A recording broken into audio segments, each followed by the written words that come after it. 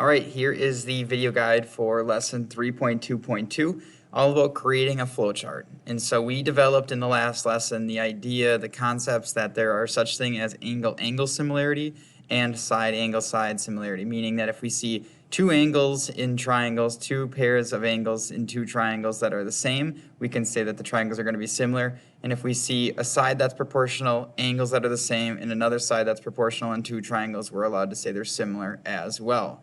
And so today what we're going to do is work on organizing our reasoning of angle-angle and side-angle-side into flowcharts instead of just putting it into sentences.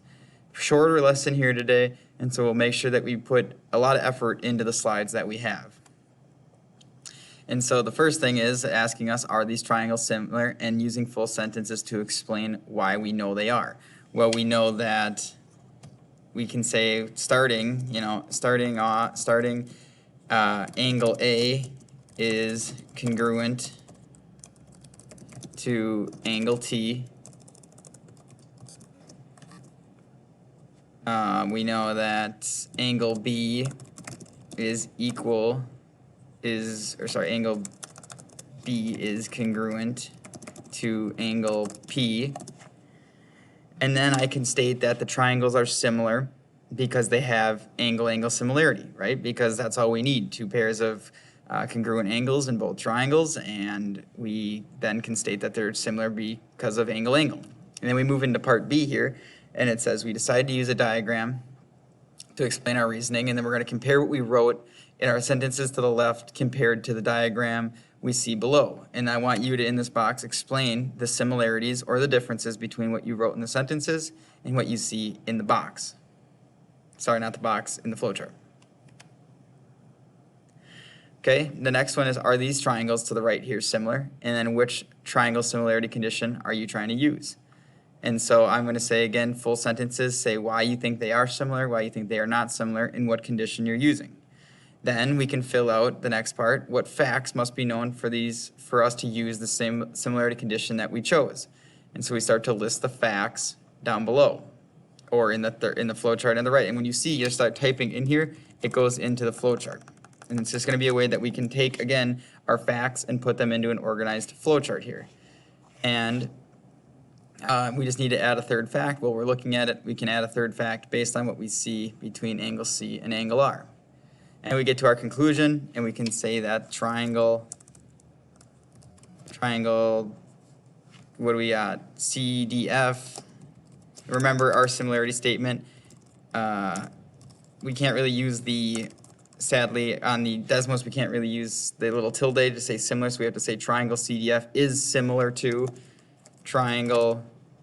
It gets a little long, but that's just because we can't use our shorthand notation. And if we do CDF, remember that the order of the letters matters, so we have to do RQT. And the similar condition is what we're going to state above, so we'll know that by the time we get there. Okay, this time they're going to give us less things, and we're going to still need to create the flowchart, more of the flowchart ourselves here. And so again, we're going to look at what we have up top here. We're going to state our facts, okay, showing like they did here. Look how they showed the sides were proportional. They took big side divided by little side and got similar zoom factors, so we can do the same thing here. We can take maybe 12 divided by 8 and do 6 divided by 4 and show that those are similar. And then hopefully we can find an angle in there as well, maybe, so we can use side, angle, side. But maybe we can also use angle, angle. So keep an eye out. You can really choose which way you want to go, but state the facts, and then write the conclusion and write what similarity condition you're using. And then we're going to try to find the length of CT, because if we know the triangles are similar, we know that there's going to be a common zoom factor, and we can use that zoom factor or equivalent ratios to find the missing side here. We've done that before in previous lessons. That problem is incorporating a lot. It's really kind of our major flowchart problem. If you get stuck on it, please let me know. I would happily make a video for you. Okay, again, we're going to be looking at the triangles above, and he is suspecting that we have side, angle, side similarity. They're asking us which pair of corresponding sides are we relying on here. Okay, so then you're just going to state which sides would be our corresponding sides so that we would have side, angle, side. And then we're again going to state our facts because we're going to try to prove this using side angle side. So we're going to state our facts, showing that our sides are actually proportional, showing that our angle is actually equal, and then justify our conclusion saying the triangles are similar based on this similarity condition. And then if the triangles are similar, complete the flowchart, name the appropriate similarity condition. And so pretty much if we come to the conclusion here in the first part that they are similar, then we're going to do B and C to show it and put it in the flowchart. Learning log already, so the lesson's already done, so make sure we're really focused on questions 4 or slides 4 and 5 here, slides 4 and 5, and asking questions on those because that's going to be the majority of our lesson today.